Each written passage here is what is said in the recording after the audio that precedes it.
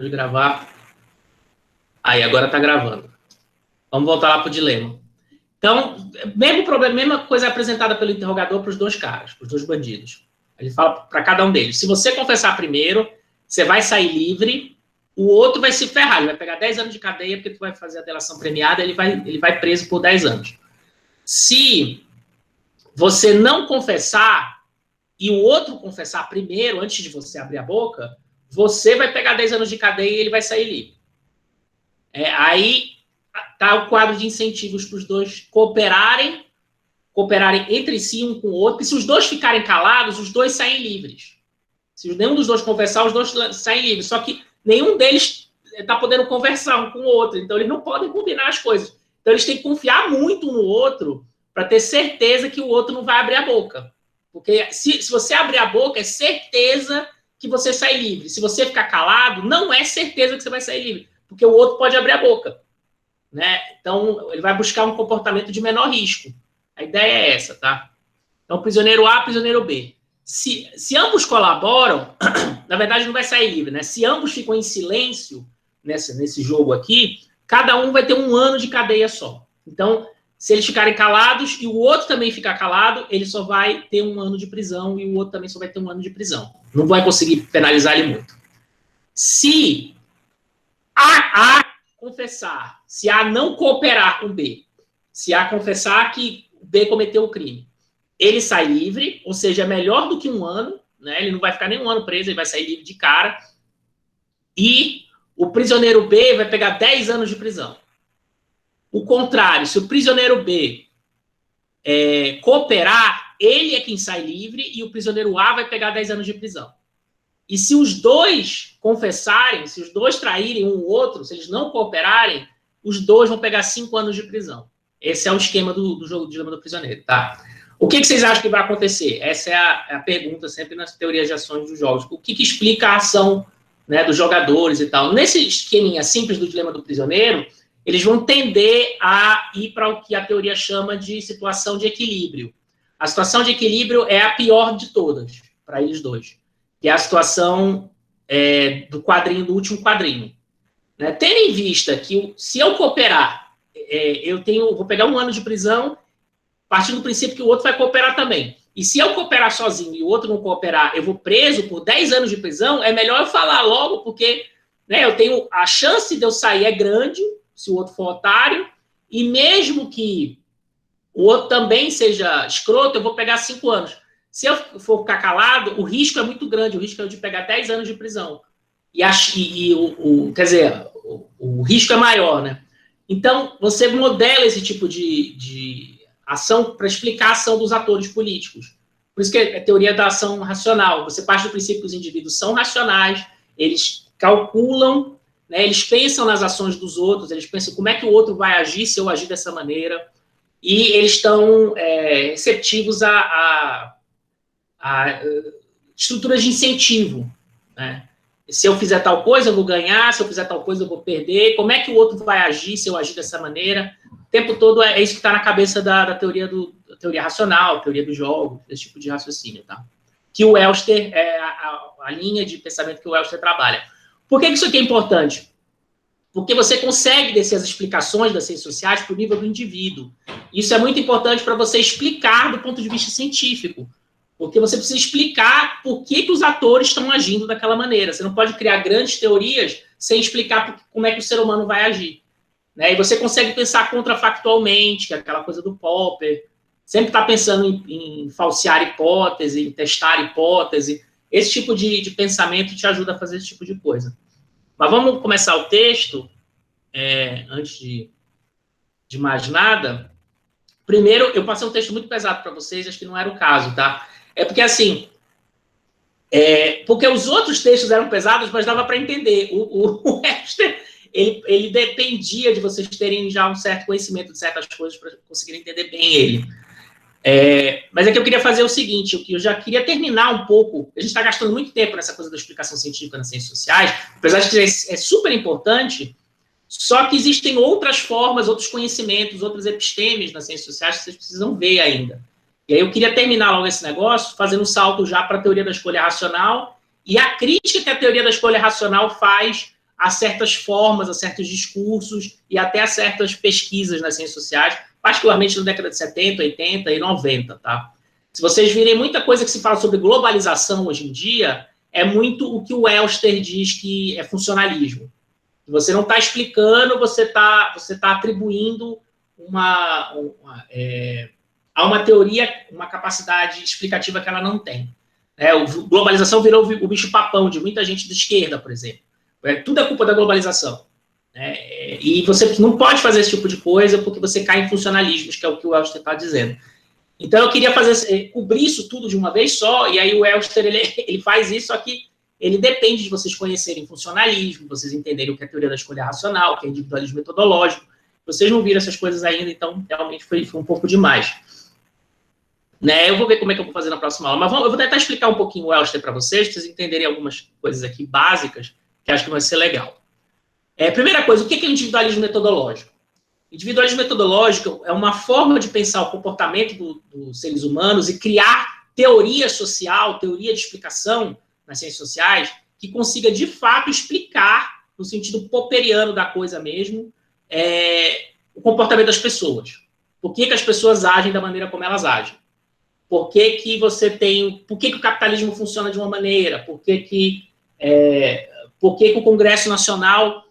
Por que os parlamentares do Congresso Nacional atuam de certa maneira? Por que os estados nas relações internacionais agem ou deixam de agir em determinadas situações?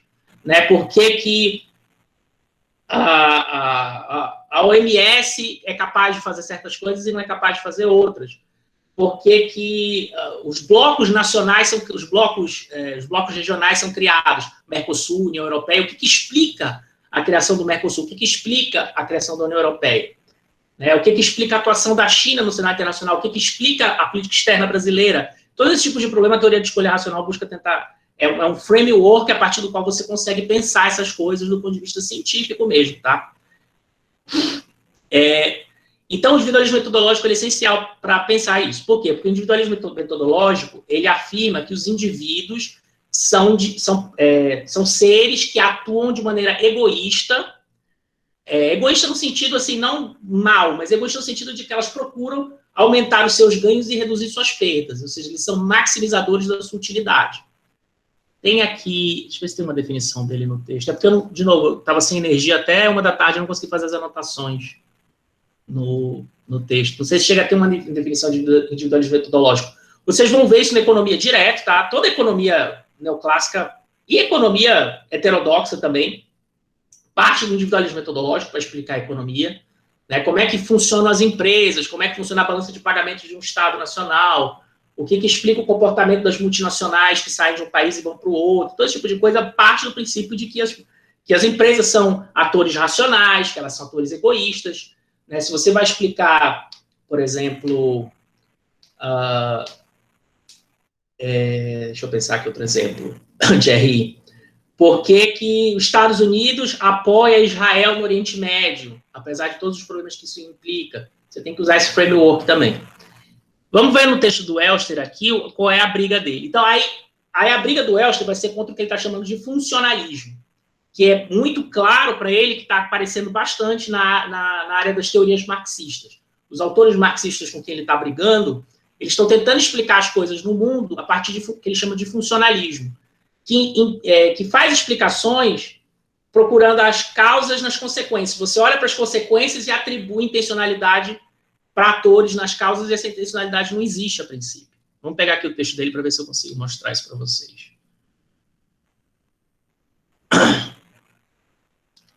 Espera aí. Professor? Fala. Você pode explicar só mais uma vez sobre o individualismo metodológico? O individualismo metodológico, ele pressupõe que os atores são utilitaristas, maximizadores do bem-estar, do seu próprio bem-estar. O individualismo metodológico, ele... deixa eu ver uma definição mais clara. Ele parte do princípio que, para você explicar qualquer coisa nas ciências sociais, você tem que descer para o nível do indivíduo, e o indivíduo, ele é sempre um ator reconhecidamente egoísta, que está procurando maximizar o bem e minimizar o seu prejuízo.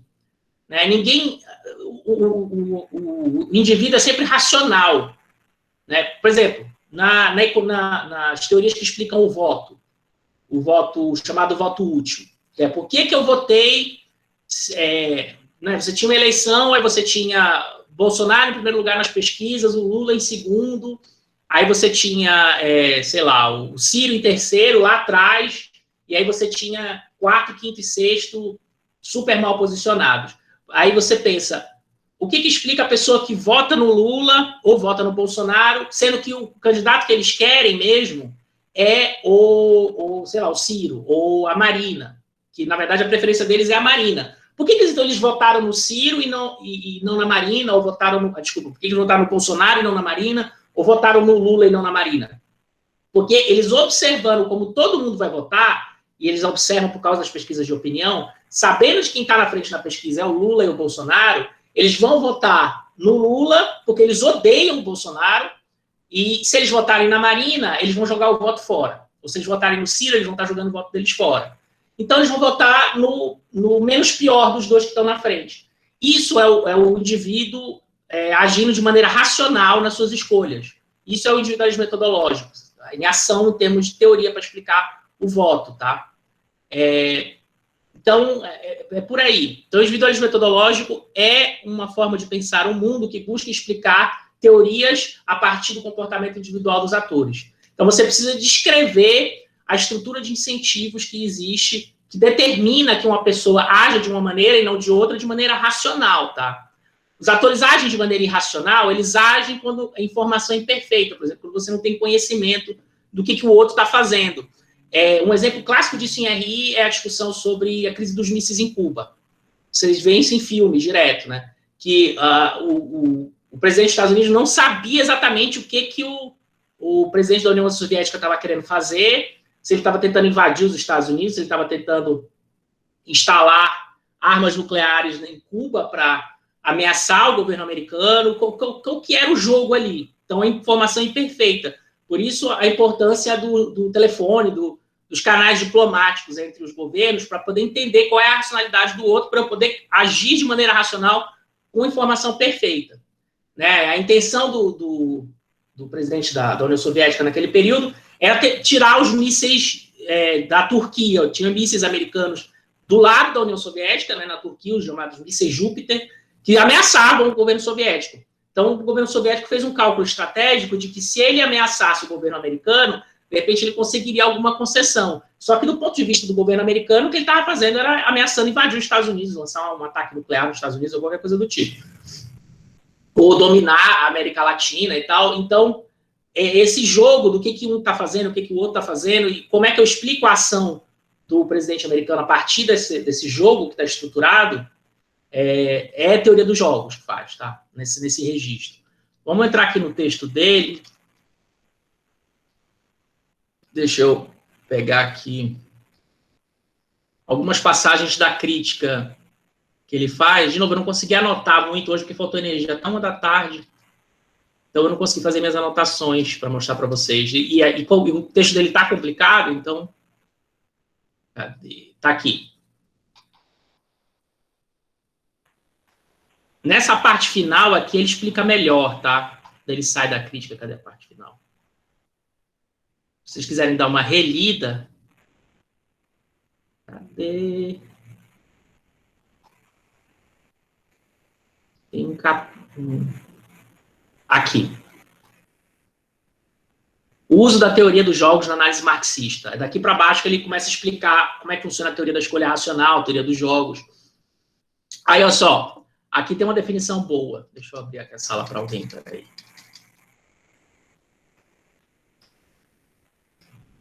As premissas básicas da teoria da escolha racional são: 1. Que as restrições estruturais não determinam completamente as ações praticadas por indivíduos em uma sociedade. 2. Que dentro do espectro de ações factíveis e compatíveis com aquelas restrições, os indivíduos escolhem as que eles acreditam lhe trarão os melhores resultados. Pode ser que eles estejam errados, tá? Existe o problema da miopia. Os indivíduos eles podem estar errados, né? Ninguém sabe o futuro, ninguém tem bola de cristal. A gente acha que as coisas vão caminhar para esse caminho. E aí a gente age a partir dessa racionalidade. Se a primeira premissa é negada, sobra-nos uma variedade de estruturalismo. Aí ele começa a complicar de novo a história aqui. Deixa eu ver, tem uma parte aqui. A teoria dos jogos é um ramo recente, cada vez mais importante da teoria da escolha racional, enfatizando a interdependência das decisões. A teoria dos jogos nada teria a oferecer ao marxismo se toda a violência fosse estrutural, se os interesses de classe fossem puramente objetivos e se os conflitos se resumissem a interesses de classe incompatíveis. Mas por que as classes se cristalizam em atores coletivos que se confrontam uns aos outros pela distribuição de renda e de poder, bem como devido à natureza das relações da propriedade, como também existem relações estratégicas entre membros de uma dada classe, a teoria dos jogos é necessária para explicar essas complexas interdependências. Em um jogo existem vários jogadores ou atores. Cada jogador deve adotar uma ação ou uma estratégia. Quando todos os jogadores tiverem escolhido suas estratégias, cada um obtém ganhos que dependem das estratégias escolhidas por ele e pelos outros. O ganho de cada um depende da escolha de todos. Né? O resultado do jogo depende da ação de todos. Deixa eu dar um exemplo para vocês.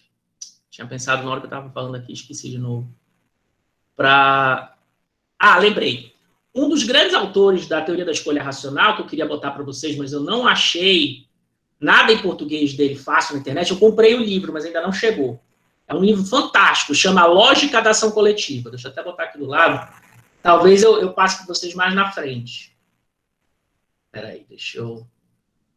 Onde é que está? O chat está aqui. Anotem aí. Eu comprei, eu vou escanear e botar para vocês. A Lógica da Ação Coletiva. De Mancur Olson. Ele até cita o Olson aqui nesse texto. Qual que é o problema do Olson no livro dele? É bem fácil de explicar. Que é o problema da ciência política de modo geral e que é o problema das relações internacionais em particular. Como se produz ordem no caos? Aonde você não existe uma ordem imposta já. Né? Imagine que estamos todos numa sala fechada, aonde começa a pegar fogo e a gente precisa sair da sala. Se todo mundo sair correndo e tentar sair da sala ao mesmo tempo, a gente vai passar um por cima dos outros e bater, vai ficar todo mundo preso na porta da sala, não vai conseguir sair, vai todo mundo morrer queimado naquela sala. Então a gente precisa criar uma ordem, onde algumas pessoas vão sair primeiro e outras vão sair depois. É o problema da vacina, por exemplo. Como é que a gente cria uma ordem que alguns se vacinam primeiro e outros se vacinam depois e as pessoas não saem na rua se batendo com pedra e machado para tentar se vacinar primeiro na frente dos outros? Esse é o dilema da ação coletiva, o dilema da organização. Quando você tem o Estado Nacional existente, quando você tem um ator político hegemônico, um poder, uma força que consegue coagir os indivíduos a se comportarem de uma determinada maneira, você cria um regime de ordem. Agora, como criar esse ator coletivo em primeiro lugar? Como criar esse ator superpoderoso, né, esse Estado que vai gerar esse tipo de coação? Esse é um dos grandes problemas de teoria de ação coletiva. Para o Olson, no livro dele, ele vai discutir como é que se você produz esse ator hegemônico. Quais são os incentivos que os indivíduos têm para produzir uma organização que produz um bem coletivo? Ele dá o exemplo, por exemplo, do partido político ou de um sindicato. No sindicato, todos nós temos que pagar determinado valor todo mês para sustentar o sindicato. E o sindicato, por sua vez, vai produzir um bem coletivo que vai beneficiar a todos os sindicados. Né? Vai produzir briga com o patrão para conseguir aumento de salário, para conseguir redução da jornada de trabalho. Só que existe um enorme incentivo para você fazer parte do sindicato sem pagar nada, porque o sindicato, quando ele vai reivindicar, ele não vai reivindicar só para os sindicatos, ele reivindica para a categoria toda. Então, se você não está obrigado a pagar, você pode fazer o que eles chamam de free riding, né? O cara que é egoísta, ele fala, eu não vou pagar porque eu vou conseguir o benefício da mesma maneira sem precisar pagar. Como é que você, então, cria esse sindicato? Porque se todos pensarem da mesma forma, o sindicato não se cria. Tá? Isso vale para qualquer tipo de organização política. Para o Estado, em essência, em última análise, para a criação do Estado. Porque ninguém quer pagar impostos. Se todos nós pudéssemos não pagar imposto, a gente não pagava. Só que se o Estado... se todos pensarmos iguais, você não tem um Estado, porque o Estado faz justamente... Ele se custeia a partir, né, das contribuições dos indivíduos. Então, como é que você explica que o Estado é criado? Esse é o dilema do Olson, e ele vai gastar o livro dele explicando isso daí. Se o livro chegar a tempo, a gente dá uma lidinha num capítulo do Olson, ele é bem fácil de entender, ele não é que nem o Elster, não. Professor, Tá. seria essa questão aí da legitimidade, né, dessa aceitação da população para dar, vamos dizer assim, direito da ação desse órgão diante do seu direito? Seria a legitimidade? Só que, assim, a legitimidade, do ponto de vista da ciência política, é um conceito que reduz o custo do uso da violência. Porque sem a legitimidade, eu vou ter que usar da violência o tempo todo para obrigar as pessoas a fazerem aquilo que eu quero que elas façam, eu, Estado. Só que se as pessoas acreditam de que o que eu estou fazendo é correto, eu reduzo o custo da violência. Então, certamente, a legitimidade tem um papel aí nessa questão da teoria da ação coletiva. Só que o individualismo metodológico, ele não entra no problema da legitimidade, porque o problema da legitimidade vai discutir o que é o justo, o que é o certo, o que é o errado, e isso varia de pessoa para pessoa. Então, a questão do individualismo metodológico, ela é bem básica do ponto de vista do que é explicação do indivíduo. O que é explicação do indivíduo tem que ser algo que beneficia a vida dele naquele momento. Ele vai agir de acordo com o que é melhor para ele naquele momento. Por isso que o indivíduo é sempre egoísta nessas teorias, tá? Porque se você for entrar no problema da legitimidade, você vai discutir o que é justo, o que não é justo. E aí, o que é justo e o que não é justo é diferente na cabeça de cada pessoa, tá? Ou, do ponto de vista teórico, você não consegue explicar a justiça para todos da mesma maneira. Por isso que essa diferença entre explicar e justificar é muito importante para a gente aqui. Essas teorias não estão procurando justificar a ordem. Elas não estão dizendo essa ordem funciona porque ela é justa, ou essa ordem funciona porque é legítima. Esse Estado, ele é justo e legítimo, por isso ele existe. Ou esse Estado é injusto e ilegítimo, portanto, ele vai ruir, ele vai se despedaçar, ele vai deixar de existir. Esse tipo de teoria não entra nesse assunto, tá? Do que é legítimo, o que é justo, o que é injusto. A base toda as pessoas agem de acordo com melhorar o seu bem-estar. Por isso que a economia é muito bom para isso, porque na economia, de fato, você consegue verificar isso, as pessoas agem para ganhar mais dinheiro. Ninguém gosta de perder dinheiro, todo mundo quer ganhar mais dinheiro. Isso vale para o capitalista, para o empresário e vale para o trabalhador. Óbvio que a relação é injusta, o empresário tem muito mais poder do que o trabalhador na relação de trabalho, tá? Isso é Marx, e claro, né, o Elster ele faz uma crítica ao marxismo, mas ele não está jogando fora o bebê com a água do banho, não. A gente sabe que Marx é super importante e atual para entender as relações sociais.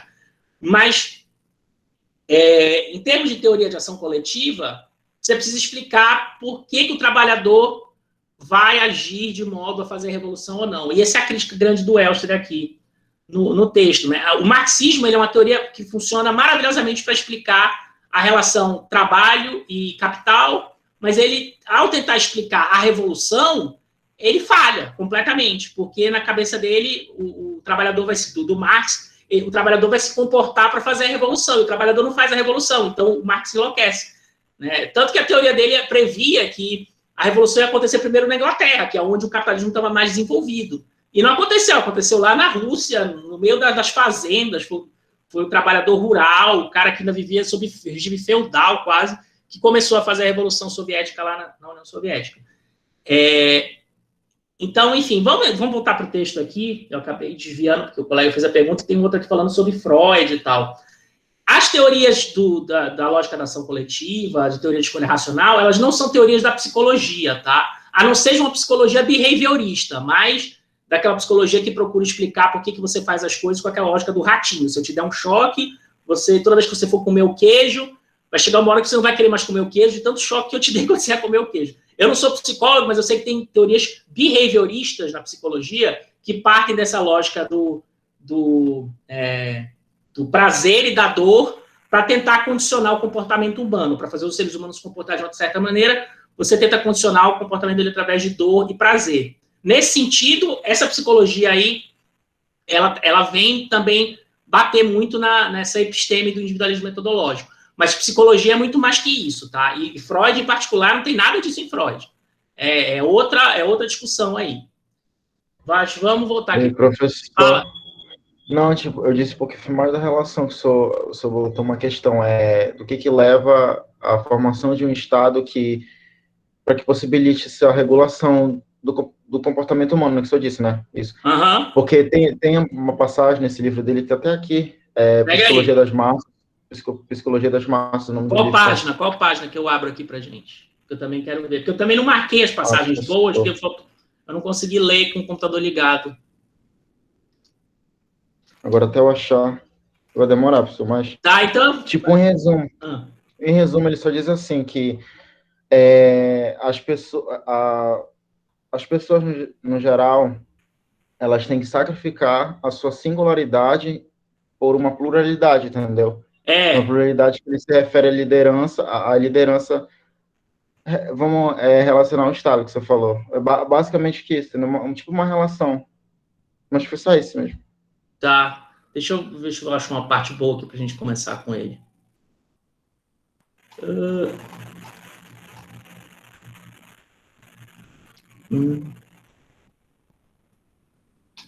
Tem na página 177 aqui,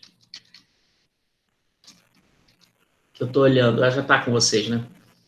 Esses trabalhos neomarxistas parecem orientar-se pelo seguinte princípio: todas as ações do Estado servem ao interesse coletivo da classe capitalista. Qualquer ação que servisse ao interesse coletivo da classe capitalista seria, de fato, assumida pelo Estado. Exceção do primeiro princípio não explicadas pela relativa autonomia do Estado. Exceções ao segundo princípio são justificadas na linha do 18 do Brumário. 18 do Brumário é um livro do Marx, tá? Que é o interesse político da burguesia, que o Estado não intervenha sempre para promover os interesses econômicos da burguesia. Deixa eu tentar explicar isso melhor. Essas explicações neomarxistas, particularmente na década de final do século XX, década de 90, anos 80, explicava tudo pela globalização, entendeu? Então, por que a globalização está acabando com os direitos sociais? A globalização é o capital articulado de maneira internacional e ele está destruindo com os direitos da classe trabalhadora. E como é que você explica, então, a criação do SUS no Brasil, na década de 90? É justamente quando a globalização está no seu ápice, né, queda do Muro de Berlim, não sei o quê, e aqui no Brasil a gente está aumentando os direitos sociais e não acabando com eles.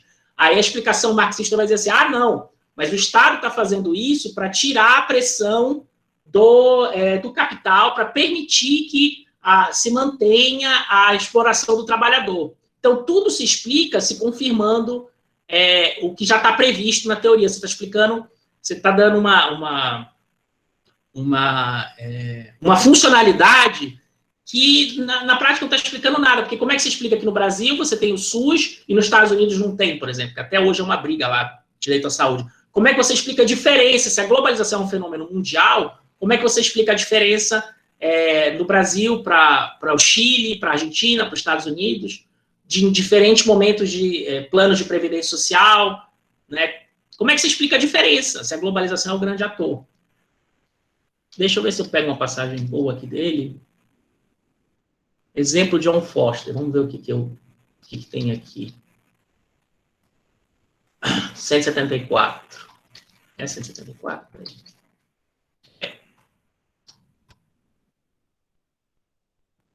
Aqui. Passo agora, ele vai usar esse John Foster como exemplo. A função básica da organização social feudal era, portanto, a manutenção do equilíbrio exato entre população e terra, a partir das condições tecnológicas dadas, que permitisse a produção da maior excedente feudal possível.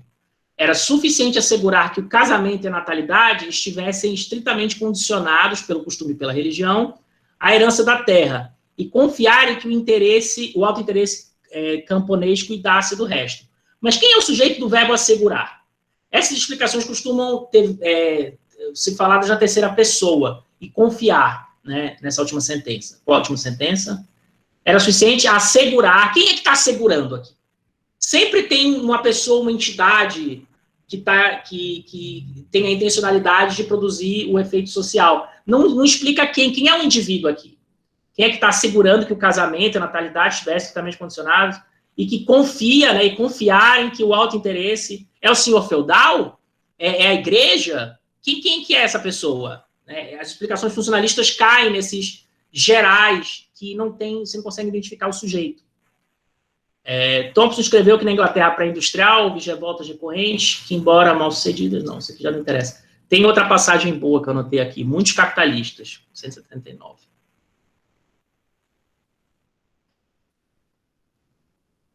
Muitos marxistas. Muitos marxistas contemporâneos pensam que o Estado tem 3 funções principais. Essa que eu já li para vocês. 186.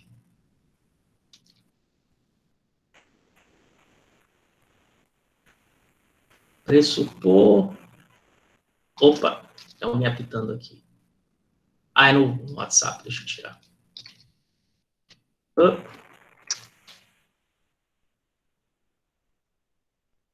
Pressupor... Cadê? Tá aqui. Pressupor que os atores chegarão a uma solução cooperativa é como pressupor que uma necessidade funcional criará sua própria realização. Você olha para o resultado e explica o resultado achando atores que expliquem a causa. Deixa eu dar um outro exemplo para vocês de uma típica explicação funcionalista para o problema da Constituição, que é um problema que é da minha pesquisa mesmo. Constituições, elas servem para amarrar os atores políticos e reduzir o problema da incerteza futura e produzir cooperação. Né? Num regime onde você não tem um acordo entre as elites e você não tem uma Constituição escrita, cada elite política vai agir de maneira a perseguir seu próprio interesse e vai entrar em conflito armado, vai entrar em crise de guerra civil. Né? Você ter uma Constituição escrita, acima de todos os atores coletivos, do ponto de vista racional do resultado, é melhor, porque é um resultado melhor do ponto de vista da cooperação desses atores. Né? Só que como você explica que essa Constituição foi criada em primeiro lugar? Você não pode explicar a criação da Constituição pelo resultado, que ela é melhor para todos os atores.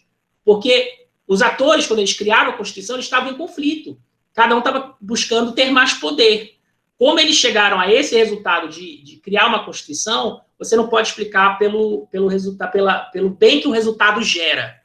A Constituição foi criada porque isso implica numa racionalidade coletiva que os atores não têm. Na Assembleia Constituinte, você não tem o povo representado de maneira perfeita pelos atores políticos. Você tem ali PMDB, você tem a Arena, você tem militares, você tem a burocracia em conflito, você tem o PT, você tem todo tipo de ator ali, cada um com seu interesse, cada um fazendo um jogo estratégico, cujo resultado é a nossa Constituição que a gente tem hoje em dia. Mas o bem que essa Constituição cria, ela não explica por que os atores lá atrás resolveram criar essa Constituição. Você tem que explicar isso a partir da ação coletiva desses atores. Né? Se a gente pensar o regime internacional da ONU, por exemplo, por que foi criada a ONU? A ONU é boa porque ela produz incentivos para a paz, né? Incentivos para reduzir a quantidade de conflitos internacionais. Tá, mas então quer dizer que Estados Unidos, União Soviética, na época era União Soviética já, União Soviética, Inglaterra, todo mundo sentou assim e falou, vamos, todos amiguinhos agora, criar a ONU para reduzir os conflitos. Né? Você precisa explicar isso a partir do contexto político daquele momento, e não a partir do benefício que é criado depois. Percebem? Porque na explicação da ciência política não vai funcionar, porque os atores são egoístas nesse tipo de modelo explicativo. Deixa eu ver. Outro exemplo super legal de teoria dos jogos é um dos principais autores de 1954, um cara chamado Kenneth Arrow, que ele vai desconstruir a noção de povo. Né? Aliás, é uma coisa que vocês precisam aprender a começar a desconstruir nas ciências sociais. Não existe povo, tá? Povo é uma ficção.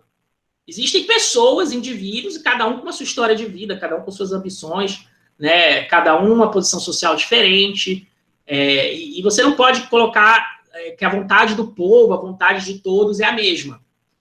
E o Arrow, quando ele escreve, ele está criticando o Rousseau, a princípio, a teoria democrática do Rousseau. A ideia é que se todos nós formos para uma praça pública e votarmos e conversarmos coletivamente, dali vai emergir a vontade da maioria. E essa vontade da maioria vai ser a melhor de todas. O Arrow, ele vai mostrar que não existe vontade da maioria. E ele mostra isso com o teorema dele. Deixa eu mostrar um videozinho para vocês vão ver como é que é o teorema do Arrow. Que é um tipo de explicação de teoria da escolha racional, tá? Ele ganhou o Nobel com esse troço aqui. Vou botar aqui no vídeo do YouTube.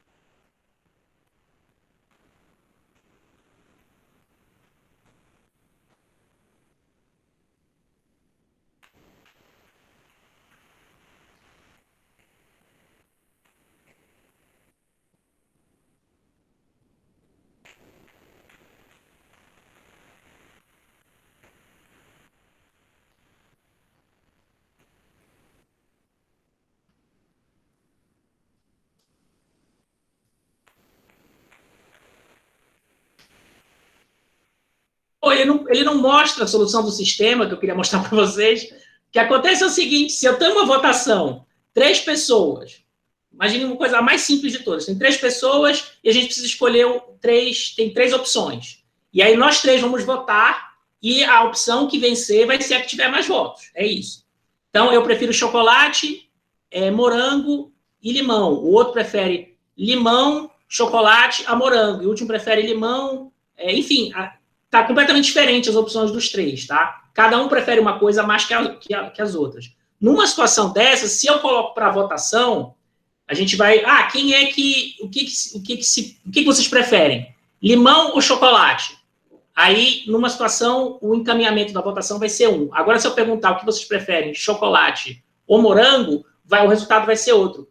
O que o Arrow mostra? Que a ordem de votação influencia no resultado. Não existe um resultado que seja bom para todo mundo numa situação dessa. Tá? Então, quem controla o sistema de votação vai ter influência no resultado dela. É porque esse vídeo não mostrou como é que isso é feito. Mas o fato é que, dependendo da distribuição de preferências, não existe a vontade geral, não existe a vontade de todos, dependendo da distribuição de preferências. A gente nunca vai chegar num acordo que seja a vontade da maioria. Dependendo do que eu coloco em votação primeiro, a ordem do resultado a ordem da votação vai afetar o resultado. Tá? É isso. Isso é outro exemplo de teoria da escolha racional. Indo para o final do texto do Elster, deixa eu pegar aqui aquela partezinha final. Tem a parte do Walson, que ele cita o Walson aqui, que eu falei, a lógica da ação coletiva. Página 187. Deixa eu abrir de novo aqui para vocês.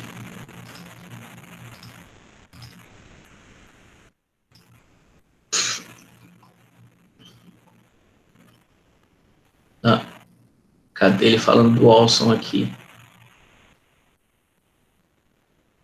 Uma sucinta tipologia de jogos pode ser útil. A distinção é básica entre os jogos de 2 pessoas e jogos de N pessoas. Ambos importantes para o marxismo. A luta entre o capital e o trabalho é um jogo de 2 pessoas. A luta entre membros da classe capitalista é um jogo de N pessoas. Porque muitos autores chamam atenção para isso. Né? O capital ele não é único. Você tem o capital industrial e o capital financeiro que, por exemplo, discordam a respeito da política de juros no país. Tá? O capital financeiro quer que os juros sejam altos, porque aí a renda do capital é maior, né? Quem tem dinheiro em banco ganha mais dinheiro se o juro está alto, é isso. E o capital industrial, aquele povo que está preocupado em investir na indústria, quer juros baixos, porque ele pode emprestar dinheiro mais barato para investir na indústria, é isso. Então, não é tão simples assim olhar para o capital ou para a classe trabalhadora de maneira unívoca. Muitas vezes, jogos complexos de N pessoas podem ser reduzidos, sem muita perda ou generalidade, a jogos de 2 pessoas. Os jogos mais simples entre 2 pessoas são jogos de soma zero. Existem jogos de soma zero e jogos de soma positiva, ou seja, jogos onde o resultado depende de tirar de alguém para dar para alguém. E existem jogos onde o resultado final todos ganham. Alguns ganham mais que os outros, mas todos ganham. Né? Um grande exemplo dessa análise é nas análises sobre política pública. Os autores que estudam políticas públicas entendem que é muito mais difícil você fazer uma política pública redistributiva do que você fazer uma política pública distributiva. Exemplo disso, é mais fácil você fazer uma política tipo distribuição de medicamentos pelo SUS, porque você não está tirando dinheiro de ninguém, claramente, óbvio que você paga com os impostos, né? No final das contas, alguém tem que pagar esse negócio, mas você não está tirando, assim, de um grupo organizado e poderoso na sociedade relevante para dar para outro. Diferente de uma política de reforma agrária, uma política de reforma urbana, né, de redistribuição de imóveis numa cidade. Porque aí, claramente, você vai desapropriar os grandes proprietários para você dar esses imóveis para aqueles que não têm nada. E aí você vai ter esses grandes proprietários se organizando para lutar contra esse tipo de política. Então, a resistência vai ser maior. Tá? Isso seria um jogo de soma zero, como o Elster está falando aqui. Um jogo de soma positiva seria aquele onde todos ganham, todos se beneficiam. Mesmo esses jogos são complicados porque, muitas vezes, alguns se beneficiam mais que os outros e aí a briga começa, tá? Então, ele vai falar disso aqui. Eu tinha uma passagem do Walson que eu queria mostrar para vocês, mas... Mas, enfim, o texto é meio... A minha ideia com vocês era apresentar a teoria dos jogos, apresentar a teoria da escolha racional, com essa crítica que o Elster faz às teorias marxistas do período que ele está escrevendo. E mostrando como elas podem ser melhores se elas resolverem o problema do funcionalismo, que é esse problema de explicar a causa pelo resultado. Não estava mostrando o texto para vocês. Que é o problema de explicar a causa pela consequência ou de colocar uma intencionalidade aos atores que eles não tinham quando eles criaram aquele troço. Né? Quando você cria uma instituição, uma Constituição, por exemplo, os atores que estão envolvidos ali, eles não estão pensando no resultado positivo e bom para todos. Eles estão pensando no seu ganho pessoal, no que eles acreditam ser o seu ganho pessoal, e eles estão observando como é que os outros estão agindo. Você precisa explicar aquele resultado, aquela ordem, aquela instituição, aquela ordem internacional, a partir desse cálculo individual que os atores fazem quando eles estão criando aquela instituição internacional, aquela ordem, né, a OMS, a ONU, a política desculpa, a OMC, eu sempre troco a OMS com a OMC, a OMC, a ONU, né, e isso vai explicar por que aquelas instituições são criadas de uma maneira e não de outra. Né? Por que a OMS, quando ela foi criada, ela não tem poder de interferir nos estados nacionais? Né? De chegar e impor como é que tem que ser feita a regra de distribuição de remédio em todos os países. Por que essa lógica não vem da OMS? Porque ela não tem poder para isso. E por que ela não tem poder para isso? Porque quem criou ela lá atrás, criou pensando que ela não pode fazer isso porque vai passar por cima dos estados nacionais soberanos. Então, quando você consegue explicar a partir da racionalidade dos atores, você consegue explicar as diferenças. E por que uma coisa é de um jeito e não de outra. Se você atribui uma intencionalidade a posteriori a partir do resultado, você não consegue explicar essa diferença. Tudo é culpa da globalização. Ou sei lá, o agente que vocês queiram escolher aí na explicação funcionalista. Né? Você escolhe um bem que foi criado e diz que é tudo por causa daquilo e você não consegue explicar nada, no fim das contas, porque você não tem contrafactual, você não tem diferença. A lógica é por aí, tá? Eu prometo que eu vou escolher um texto melhor para falar desse assunto mais para frente, de novo. Eu não sei nem se eu vou fazer pergunta para vocês no texto do Elster, porque ele está realmente muito pesado. Mas se eu achar uma passagem aqui boa, eu coloco. Senão, essa semana talvez fique sem trabalho para vocês, porque a culpa foi minha aí. Mas, de qualquer forma, semana que vem a gente vai sair um pouquinho dessa lógica e olhar outros problemas de ciências sociais. Eu quero entrar na discussão sobre justiça com vocês um pouco, né? Sobre o que é certo, o que é errado, o que é bem, o que é mal, a discussão do dever ser. Quem vai discutir, por exemplo, direitos humanos nas relações internacionais, o tempo todo está preocupado. Quais são os direitos humanos? Quais deveriam ser mais privilegiados? Por que tal situação é injusta e você precisa justificar aquele determinado tratado a partir da melhoria da vida das pessoas e tal. Essa discussão sobre justiça é importante também em RI. E aí talvez eu coloque um pouco isso daí. Ou se eu conseguir receber meu livro ainda hoje ou até segunda-feira, eu bote um capítulozinho do Olson, que é mais fácil de entender, teoria da escolha racional. Tá bom? Eu sei que vocês estão com dúvidas ainda, porque tá difícil, mas vai melhorar. Mas se vocês quiserem perguntar alguma coisa, também perguntem, que eu tento explicar melhor. Professor? Fala. Eu consegui compreender essa crítica que o Elster faz, que eles os funcionalistas partem do micro para explicar o macro, por assim dizer. E como a teoria dos jogos seria uma forma mais... É o contrário, os funcionalistas partem do macro e pressupõem o micro. E o judaísmo metodológico está preocupado sempre com o micro. Como é que você vai do micro para o macro? Sim. O que ele chama de mecanismo, o conceito de mecanismo é super importante nessa coisa, que é o mecanismo que explica a teoria geral a partir do individual. Eu vou dar um exemplo que o Elster usa mais no livro dele, não está aqui. Ele compara a explicação das ciências sociais com a explicação da biologia, e com a explicação da teoria da evolução na biologia em particular. Na biologia, acontece um negócio esquisito que é funcionalista, tá? Do ponto de vista do modelo de explicação, mas é um funcionalismo que se explica, que é a teoria da escolha das espécies. Por que as espécies que estão mais aptas a sobreviverem são aquelas que são escolhidas? A teoria funcionalista diria, elas são escolhidas porque elas são as melhores. né? Se você não tem Deus na jogada, você não pode fazer esse tipo de coisa. Mas como é que a teoria da biologia explica isso? Ela explica porque, como é que acontece, né, a teoria da evolução das espécies? Você tem um mecanismo de aleatoriedade, inicialmente, que é a mudança genética, a variação genética, seja pela reprodução sexuada, seja pela, né, questão dos cromossomos que se cruzam e tal, tem uma variação ali, né? As pessoas não nascem iguais, os seres vivos não nascem iguais, cada um tem certas variações.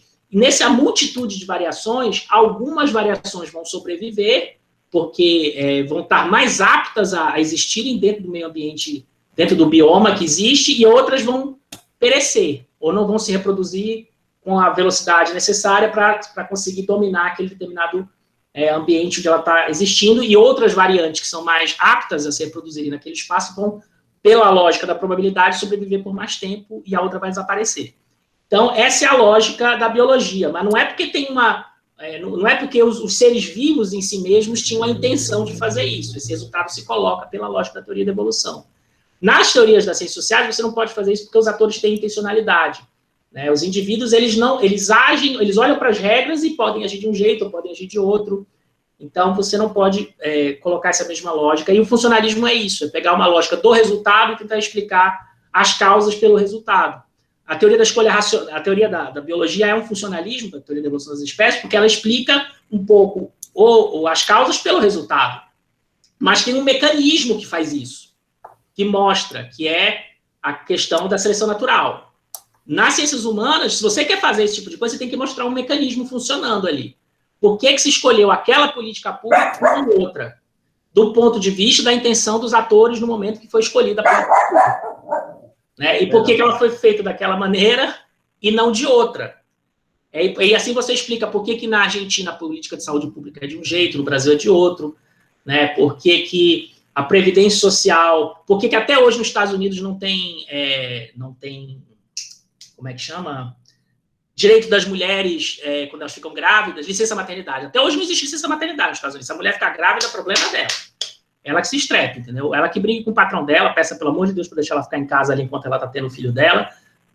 E muita gente é demitida lá por causa disso, né? No Brasil isso é crime. O que explica que lá é de um jeito e aqui é de outro? Explica que no momento que a política foi criada aqui no Brasil, tinha uma determinada conjuntura de forças que levou a esse resultado. Fala. Você pode explicar de novo, por favor, porque eu viajei aqui. Deixa eu voltar do começo. Na teoria da evolução, você consegue explicar a causa pelo resultado, porque existe um mecanismo, que é o mecanismo da seleção natural, que desce para o micro e fala por que as coisas acontecem dessa maneira.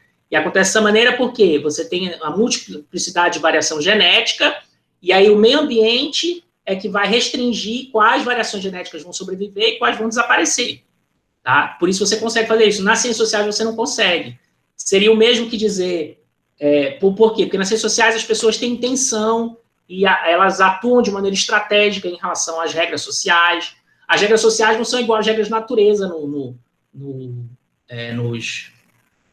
nos seres vivos. Né?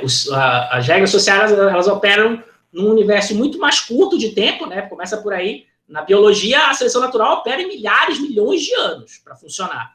As regras sociais, elas operam em alguns anos, o período que existe aquela instituição depende do que você está estudando. Né? Mas, no máximo, 100, 200, 300 anos. O capitalismo está aí há quanto tempo? Uns 200, 300 anos?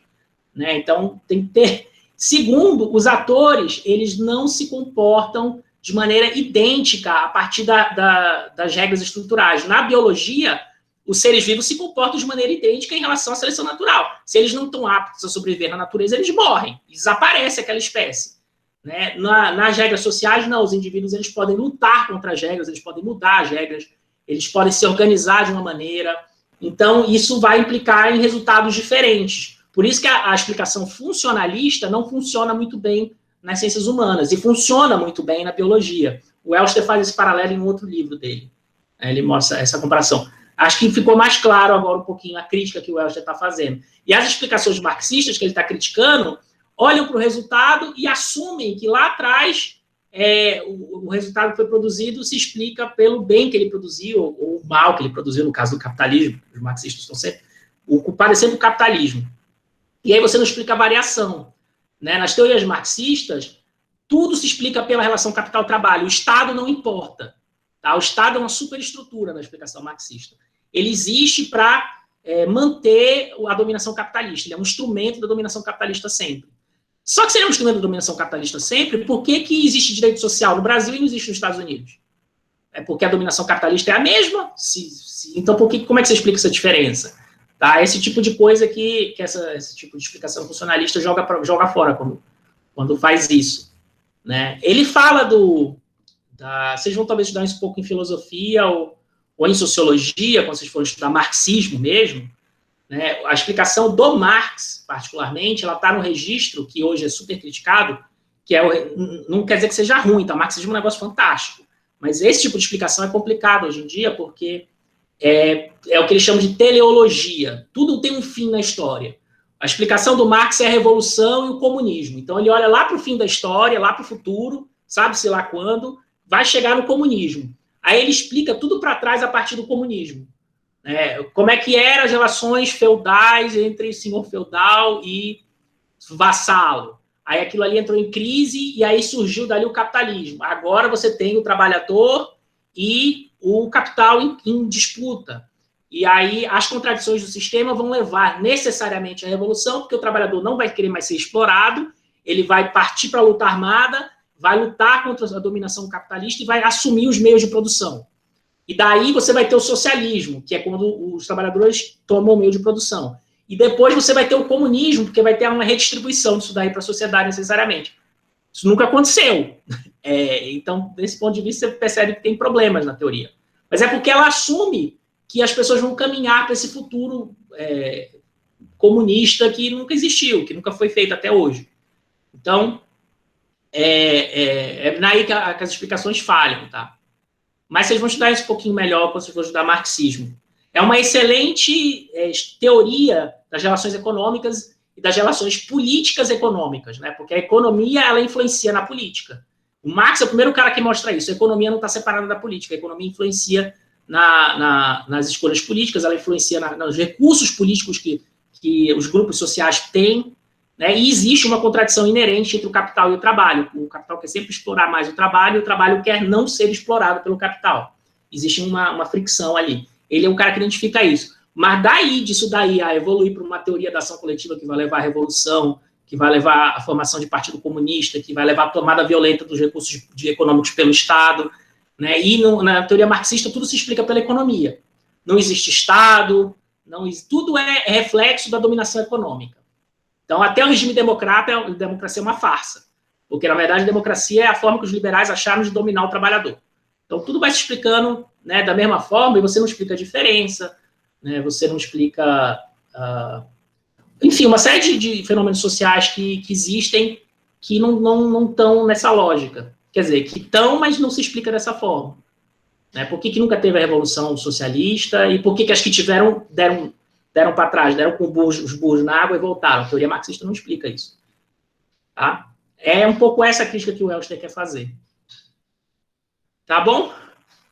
Próxima aula também a gente dá um passo para o lado. Professor, fala. Tem uma dúvida de um aluno no chatzinho. Não vi. Embora o estudo seja sobre marxismo. Você pode tentar explicar a Revolução Francesa pela teoria dos jogos. É que eu teria que fazer uma modelação na minha cabeça de como é que... Não, o marxismo ele explica a Revolução Francesa. Né? A Revolução Francesa, na teoria marxista, do Marx, né, o marxismo clássico, foi a classe burguesa superando o sistema anterior de dominação, que era o sistema feudal. Você acabou com o feudalismo e criou o capitalismo na Revolução Francesa. Do Marx, é isso. É a superação daquela história do feudalismo. E aí vai haver, no futuro, uma superação da história capitalista através da Revolução Socialista. Essa é a previsão que o Marx faz. A lógica é essa. Fala. Professor, estava falando, né, que a teoria marxista é uma teoria que ele tem essa capacidade de explicar através de grandes sistemas, né? Não como os indivíduos se comportam. Mas o Marx ele não disserta sobre isso ao falar sobre as ideologias e como a superestrutura funciona? Sim, no sentido, mas ele acaba atribuindo grandes personagens que você não explica por que os indivíduos se comportam daquela maneira. Por exemplo, por que os trabalhadores não se uniram na Inglaterra para fazer a revolução, já que eles são... por que eles não adquiriram consciência de classe, se juntaram e foram lutar na rua? Né? Ele atribui racionalidade a atores coletivos e não explica como é que esses atores coletivos têm racionalidade individual. Com algumas exceções, por exemplo, a burocracia. A burocracia você consegue explicar, principalmente em Weber, por que a burocracia atua de maneira organizada, porque existem regras dentro da burocracia, hierarquias que obrigam o funcionário público a agir de uma maneira. Agora, o cara que está no sindicato, por que ele vai partir para a rua, fazer luta armada e tal, independente da condição dele? Né? O marxismo assume que pelo cara ser operário e estar sofrendo exploração pelo capital, ele vai para a rua partir para a luta. Isso não se verifica, entendeu? Existe uma série de problemas com esse tipo de suposição. É um pouco esse o problema, tá, Gilvan? Ou outras grandes figuras históricas, ou o Partido Comunista, o marxismo ele cria essas grandes figuras históricas para explicar a teoria da ação. Só que ele não explica como é que esses grandes... Não é só marxismo, tá? Explicações nacionalistas também, principalmente no século XVIII, vocês vão estudar um pouquinho política externa. Os antigos autores de política externa, eles assumem o interesse nacional. Os caras do século XIX, século XVIII, falam, o interesse nacional da Inglaterra é esse, o interesse nacional do Brasil é esse. O que é interesse nacional? Você precisa quebrar essa caixinha preta e descer para os atores de política pública que estão articulados ali no Estado, que fazem essa opção por política nacional. Para você entender por que a política nacional, por exemplo, do Mercosul foi criada. A política nacional do Mercosul se explica em boa medida pela indústria automobilística no sudeste do Brasil. Porque existia um interesse ali em vender carro e ter um mercado controlado com protecionismo para vender carro ali dentro da América Latina, e não competir com os carros japoneses, americanos feitos fora e tal. Eu estou dando o fim da história, tá? Eu teria que explicar isso para vocês, numa boa explicação individual metodológica, eu teria que explicar exatamente como cada uma dessas coisas aconteceu. Mas o resumo é esse.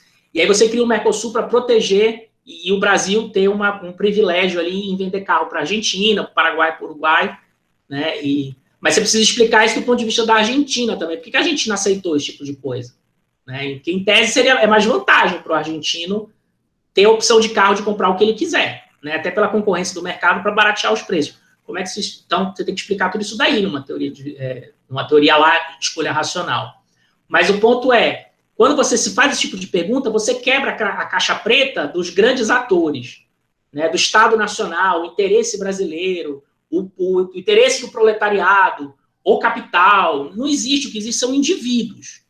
No individualismo metodológico, você precisa explicar como é que para o indivíduo faz sentido ele se comportar daquela maneira. Aí você consegue subir para o macro. É por isso que teorias da ciência política desse estilo, hoje em dia, elas não conseguem explicar muita coisa, tá? Diferente das grandes teorias sociais, e por isso que os sociólogos não gostam de ciência política muito, as grandes teorias sociais querem explicar a sociedade, como é que tudo funciona, para onde é que o mundo está caminhando, grandes estruturas sociais. As teorias a teoria da escolha racional, elas explicam coisinhas muito pequenas, mas elas explicam do ponto de vista popperiano, porque elas têm contrafactual, elas conseguem mostrar variação, mudança, continuidade em política pública, tá? Mas a preocupação é sempre como é que eu vou explicar por que o Mercosul não consegue se transformar de uma zona de livre comércio para uma união aduaneira perfeita, uma coisinha bem específica. Como é que eu explico por que a Argentina suspendeu sua participação no Mercosul em 2020? Como é que eu explico por que o Renan Calheiros está atuando na CPI contra o governo Bolsonaro, sendo que ele faz parte do Centrão, que, em tese, está apoiando o governo Bolsonaro no Congresso Nacional? Né? Como é que eu explico essas coisas muito pequenas? Só que eu... Fala. Dá para relacionar a relação hoje do Brasil com a China nisso? Claro! Por que o Brasil... Aí você tem que fazer uma pergunta bem específica, uma hipótese falseável, né? Você tem que pensar assim, sei lá, por que o Brasil... sei lá. Por que o Brasil continua plantando soja, apesar... Deixa eu pensar outra coisa mais... É porque eu já sei a resposta. É importante nessas teorias fazer uma pergunta legítima, que você não saiba a resposta, para você investigar o que está acontecendo. Deixa eu pensar aqui em relação à China. Por que é que o Brasil ataca o seu principal parceiro comercial? É isso aí. Quem é o seu principal parceiro comercial? É a China. É a China, né? Porque temos balança externa de compra. Por que o Brasil está... uma boa pergunta. Porque se existe interesse nacional, qual seria o interesse nacional do Brasil? Elogiar e... Se você concebeu o interesse nacional como interesse econômico, de vender mais, e aí você precisa explicar isso a partir dos atores que estão na economia atuando na política, né? Os agricultores, os grandes... Então, como é que você explica que, ao mesmo tempo, o Brasil tem esse interesse de vender para a China e de comprar barato da China, né? Que a gente compra coisa importada da China agora bem mais barata, mas a gente ataca a China no discurso de política externa do governo. Como é que você explica isso? Eu não sei. Você tem que descer para os atores, tem que pensar por que o Bolsonaro está falando, qual é a lógica dele fazer um negócio desse, né? E qual enfim, é isso. Professor, acho que não tem lógica, não. Ele é doido mesmo. Tem uma lógica. Todo ator tem uma lógica. Depois eu vou passar um vídeo para vocês sobre a lógica do Bolsonaro. Eu vou botar para vocês verem. Tem uma lógica. Nunca assuma que a pessoa é doida. Ele é doido, mas a doidice dele tem uma lógica, entendeu? É um pouco isso. Isso que eu vou passar um vídeo para vocês explicando de onde que vem a loucura desse povo. Tem um interesse, certo, dele e da conjuntura política dele. E tem uma lógica, dentro daquela lógica funciona a maluquice dele. Né? A gente pode até pensar, né, do ponto de vista dessa coisa da soja, por exemplo, tem uma ambivalência aí, porque, né, na verdade, não, estou pensando aqui se faz algum sentido ou certas coisas. Porque, por exemplo, a Europa, por exemplo, está criticando muito a agricultura brasileira e está impondo tarifas, impondo medidas restritivas ao comércio com o Brasil, ou está tentando pôr, em razão da gente estar destruindo a Amazônia, destruindo o Pantanal, fazendo desmatamento e tal. E a China não está nem aí. A China ela quer a soja dela. Ela quer que a gente mande a nossa água para lá pela soja. Então, né, eu estou tentando ver se... Mas não. Aí criticar a China é burro aí. Porque se a China é quem está elogiando essa política de destruição do meio ambiente, elogiando assim, não está nem aí para essa política de destruição do meio ambiente do Brasil, o Bolsonaro tinha que estar elogiando a China, falando que bom que a China está aí, os fazendeiros, o agrobusiness do centro-oeste, lá do sul do Pará, deviam estar elogiando a China, porque a China é que deixa eles fazerem, né, corte de árvores sem respeitar o Código Florestal, sem respeitar as leis do meio ambiente. Enquanto que os europeus e tal, é a lógica do foda-se. Eu vou botar um vídeo para vocês que explica um pouquinho a lógica do Bolsonaro dentro do raciocínio desse povo doido aí. Tá? Desculpa que foi meio confuso hoje, mas pelo menos funcionou para vocês pensarem um pouquinho essa coisa de individualismo metodológico. Pensarem como é que tem que ser feita a explicação na ciência política do ponto de vista do ponto de vista popperiano que a gente tem estudado até agora. O que significa explicar do ponto de vista duro que o Popper colocou, que o Popper impôs, olha, isso aqui é ciência, qualquer coisa que não seja isso aqui não é ciência. Nas ciências sociais. Quando você faz isso que eu estou falando, esse tipo de explicação, ela está dentro do registro do que o Popper quer, do que as ciências duras exigem em termos de explicação, que são capazes de prever o futuro, né? A gente prevê muito pouquinho, porque o nosso objeto é muito fluido, o ser humano ele muda de ideia, é muita variável, né? Mas a gente consegue, tá? A gente consegue nesse registro. Só que a gente deixa de fora uma série de outras coisas que são importantes e que não são explicação nas ciências sociais. E depois eu vou falar um pouco disso. Eu vou falar de teoria da justiça, mas existem outros registros, por exemplo, Foucault. O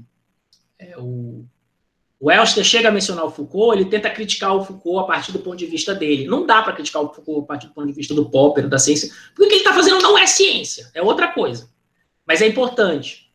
Por exemplo, na análise das estruturas de dominação, o Foucault é ótimo para mostrar como é que determinados discursos se conectam a determinados instrumentos de poder de maneira muito, muito real. Você olha, na realidade, aquilo que está acontecendo mesmo. Outro dia eu estava vendo um negócio dos 28 sujeitos que morreram lá no Rio de Janeiro, naquela encrenca lá que a polícia entrou e saiu matando todo mundo. A gente não sabe até agora... A gente não sabe quem são as pessoas que morreram, a gente não sabe quantas delas tinham realmente processo criminal, se reagiram mesmo, se não reagiram, se não foi queima de arquivo, que diabo que aconteceu ali no Rio de Janeiro, a gente não sabe. Mas aí você vê no jornal, já aparece assim, 28, na Record estava assim, 28 bandidos mortos pelas polícias em confronto com a polícia. Então, você tem um discurso que já é criado e que legitima certas práticas de violência e de poder, que a perspectiva Foucaultiana e coisas que vêm daí, necropolítica, essa galera toda, eles conseguem enxergar coisas que a ciência não enxerga. Mas se você tentar criticar eles a partir do discurso científico, a coisa não bate. Porque na ciência precisa explicar, e esses caras não estão preocupados com explicar. Né? Mas eles são importantes também, a gente vai falar um pouco disso. Eu quero ver se... Eu não sou muito dessa área, então para mim é mais difícil, mas Foucault eu entendo. Então talvez eu pegue alguma coisa do Foucault, ou eu pegue alguma coisa do Foucault nas relações internacionais. Por exemplo, a discussão de terrorismo, esses caras discutem muito a ideia de terrorismo e o conceito de terrorismo, e eles vão mostrar que o discurso do terrorista e do terrorismo, ele aparece em um determinado momento da história e ele está conectado a práticas de poder e de violência muito específicas e serve para legitimar essas práticas. O Foucault ele não vai discutir se o discurso está certo, se o discurso está errado, quem são os agentes. O Foucault não está preocupado com ser... Não tem agente, não tem pessoas na análise Foucaultiana. É sempre discursos e práticas, discursos e práticas. Então, talvez a gente vai ver um pouquinho disso daí também, porque aparece. Né? Que é tudo ideologia no Foucault, é tudo, assim, teoria da conspiração no Foucault. É um lugar, assim, medonho, por isso que eu não gosto muito. Eu gosto da esperança na minha vida. Por isso que eu gosto da ciência. Mas, enfim, a gente vai ver esses caras também. Tá bom? Se eu passar alguma coisa para vocês, se eu achar alguma coisa que eu acho que dá para vocês fazerem, vou dar outra olhadinha com calma no texto, vai ser bem fácil e bem simples, tá? Porque eu quero realmente que tenha um exercício toda a aula, que a gente está nesse esquema complicado, né? Então, é importante vocês terem uma atividade para vocês continuarem engajados e estudarem em casa e tal. Mas se eu ver que não dá mesmo, porque o texto está muito ruim, aí a gente deixa essa de fora, tá? Sábado para domingo eu passo alguma coisa se eu for passar. Se eu não passar é porque não vai ter essa semana, excepcionalmente. Tá bom? Mais alguma pergunta? Fala. Só uma coisinha. Eu acho que tem mais a ver com o trabalho anterior, professor. Eu até mandei mensagem para o senhor no WhatsApp. Que eu fiz o trabalho a tempo, eu coloquei lá naquela parada do Vamos olhar aqui. Mas só que apareceu lá que eu não tinha entregado. Eu pensei que tinha entregado, então eu enviei atrasado. Se não tem problema ter entrega atrasado, tá? A não ser que assim, a pessoa não perca 5 trabalhos, entregue 2 atrasados, aí no final vai dar problema. Agora, se o cara entregou, dos 9 trabalhos, entregou 6 e 1 atrasado, sabe, eu vou contar esse atrasado como nota, não vou ficar enchendo muito saco. É só se realmente... Para critério de desempate, o entregar atrasado conta positivamente do que não entregar, então não se preocupa. Vamos olhar aqui quem entregou, só para garantir que às vezes o pessoal pergunta e tal. Vocês estão vendo aí na frente? É porque lá no Classroom aparece como devolvido, não como entregue. Aparece como devolvido, mas o devolvido deles é entregue. Quer ver, ó?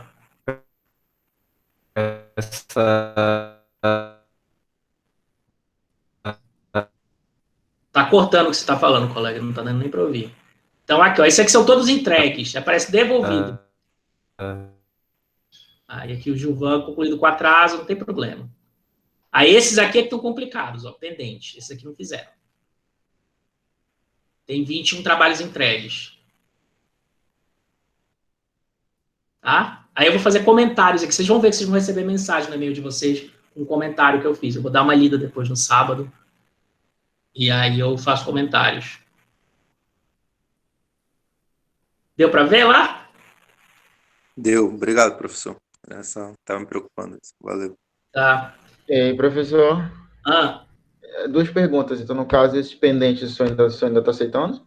Não faz isso comigo, colega, porque aí depois eu me atrapalho todo, eu já vou ter corrigido, sabe? Chegou a aula, já era. Se vocês quiserem tentar entregar, entreguem, mas assim, eu não garanto que eu vá corrigir, eu não garanto que eu vá contar na nota, tá? Tá, e a outra, referente ao trabalho do Weber que o senhor passou, que o senhor corrigiu o meu, aí eu deixei colocado com uma coisa aí, você falou de lógica, eu lembrei.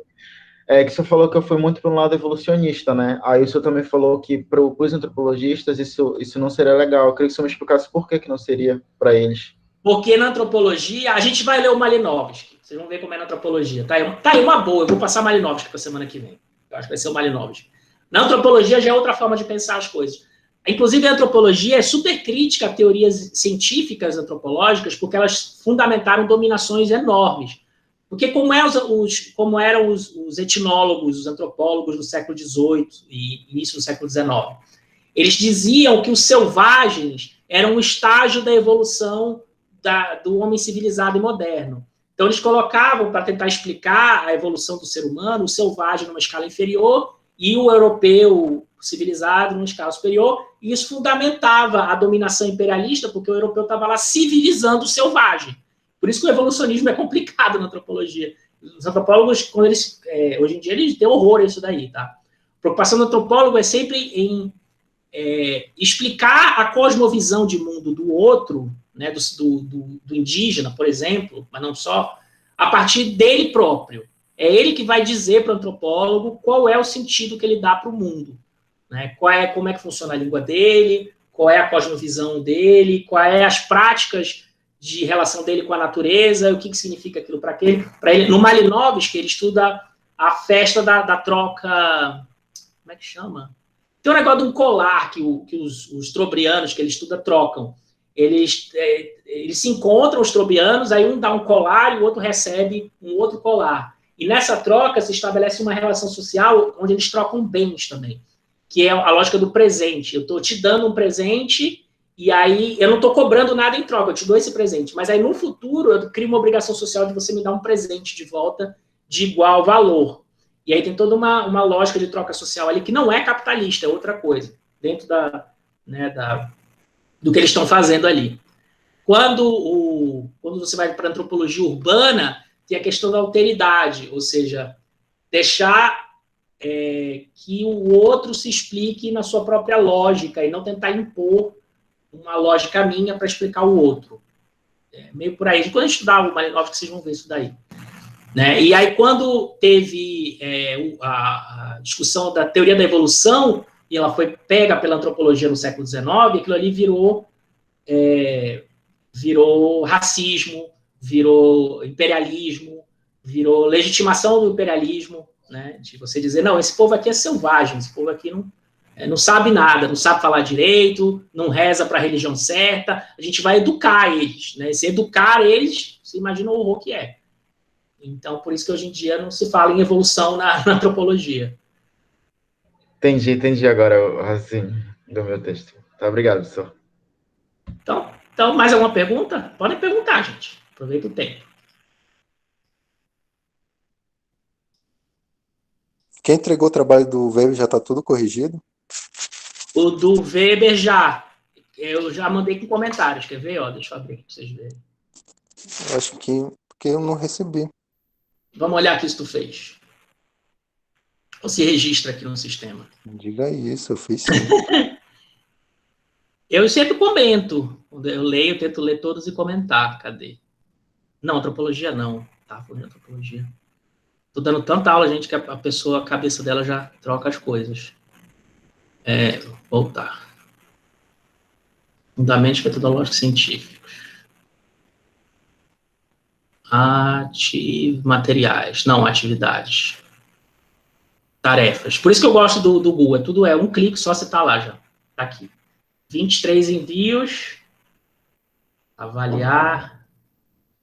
Estão todos avaliados. Tá aqui quem entregou. Quem que perguntou? Quem foi que me perguntou? Quem tá com o nome aqui entregou? Gilvan, professor. Gilvan. Tá aqui, tá entregue, Gilvan. Eu não comentei o teu? O teu eu não cheguei a comentar. O teu, o da Vitória e o da Vanessa, eu comi bola, não comentei nada, mas estão constando como entregues, tá? Estava tão perfeito que eu não comentei, foi por isso. Não, aqui na agonia eu devo ter pulado. O teu. Tá aqui, deixa eu até abrir o teu, ó. Põe uma cara feliz aí. Tá aqui. Botar um carimbo. Não, depois eu vou. Tá bonitinho. Aliás, estão ótimos os textos de vocês, tá? Eu não li os dessa semana, da semana passada do Popper ainda, mas os do Weber estavam maravilhosos.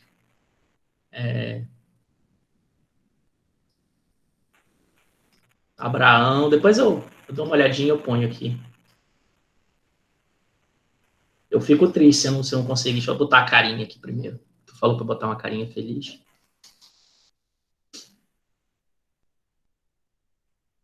Depois, se eu conseguir lembrar, eu entro para dar uma lida com mais calma.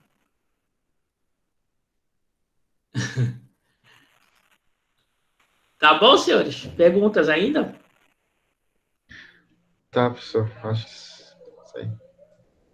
Até onde foi, tá dando. Tipo isso. Até onde deu para ir. Então tá. Até semana que vem, tá?